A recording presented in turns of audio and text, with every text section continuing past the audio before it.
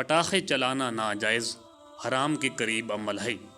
اکثر علماء کے نزدیک شب برات یا کسی بھی دینی موقع پر پٹاخے چلانا شرعاً درست نہیں۔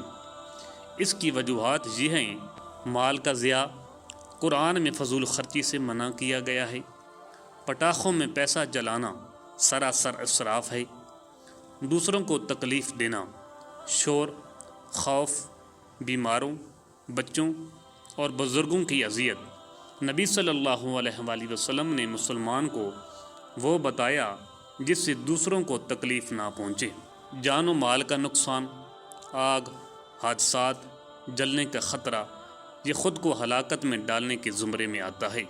غیر مسلم رسوم سے مشابہت، آتش بازی خوشی کے تہواروں کی رسم ہے، عبادت والی رات میں اس کی کوئی اصل نہیں۔ شب برات کے مقصد کے خلاف، یہ رات عبادت، توبہ، دعا اور ذکر کی ہے، نہ کہ لو لاب کی۔ کیا کرنا چاہیے؟ نفل نماز، تلاوت قرآن، استغفار، توبہ، درود شریف، اپنے اور امت مسلمہ کے لیے دعا، والدین اور مرحومین کے لیے دعا۔